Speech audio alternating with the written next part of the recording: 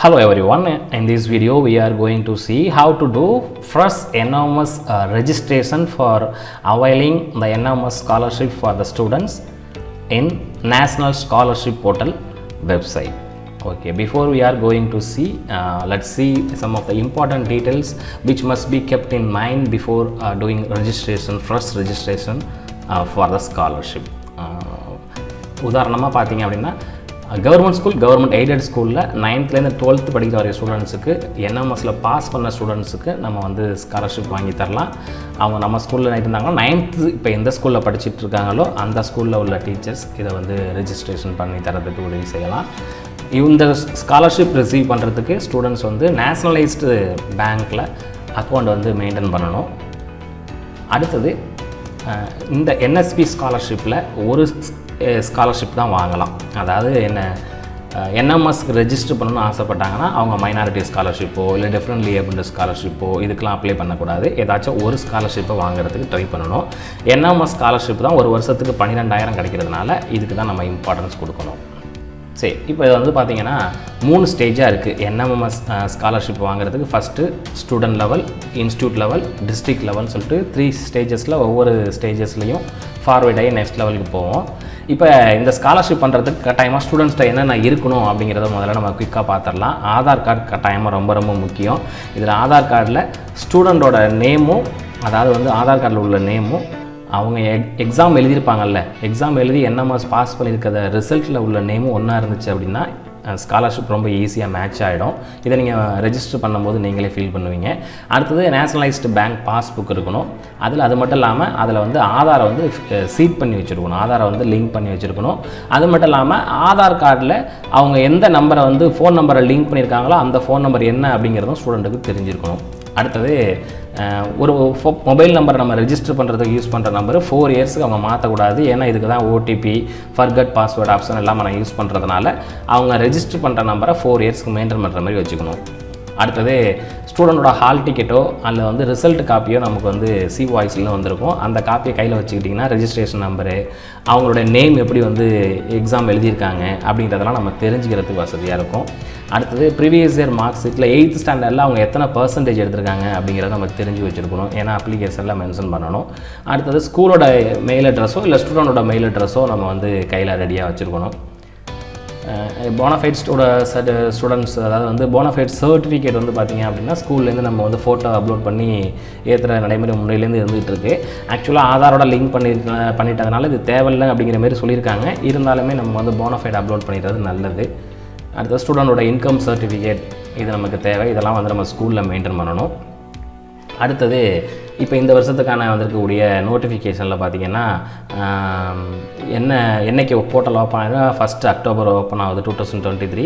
நம்ம November 30th வரைக்கும் நம்ம வந்து பண்ணலாம். நவம்பர் 30th 2023 வரைக்கும் அப்ளிகேஷன் ரெஜிஸ்டர் பண்ணலாம். ஃப்ரெஷ் ரெனியூவல் எல்லாமே பண்ணலாம். ஸ்கூல் லெவலில் INO இன்ஸ்டியூட் நோடல் ஆஃபீஸரை வந்து வெரிஃபை பண்ணுறதுக்கு 15th லாஸ்ட் டேட்டு.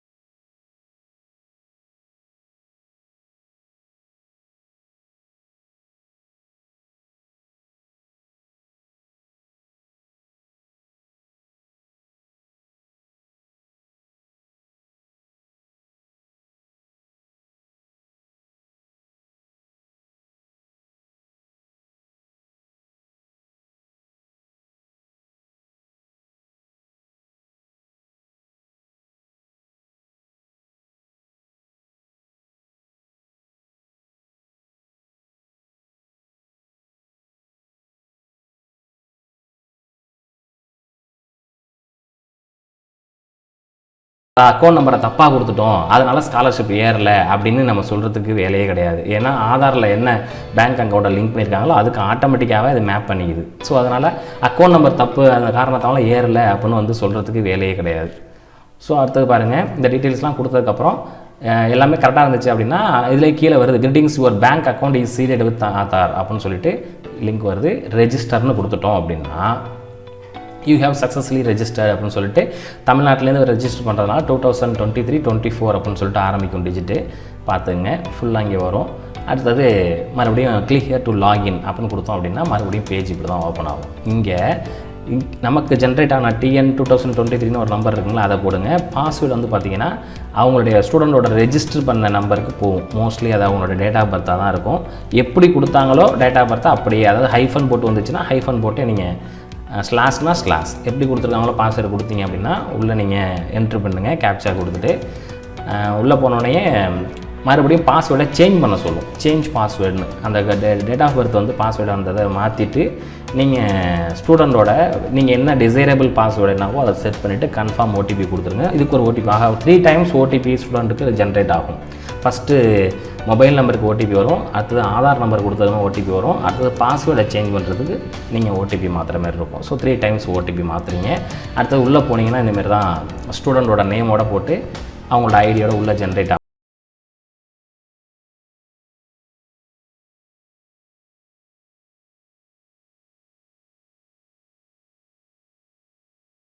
இதெல்லாம் வந்து ப்ரீஃபில்டாக நம்ம ஏற்கனவே சூஸ் பண்ணது இதெல்லாமே இருக்கும். ரிலிஜன் சூஸ் பண்ணிக்கிங்க, அவங்க என்ன கம்யூனிட்டியோ அதை சூஸ் பண்ணிக்கிங்க. ஃபாதர் நேம் மதர் நேம்லாம் எப்படி நீங்கள் வந்து ரிசல்ட் காப்பியில் ஃபாதர் நேம் என்ன இருக்கோ அதேமாரி கொடுங்க. மதர் நேம் ஆனுவல் இன்கம் என்னவோ என்ட்ரு பண்ணுங்கள்.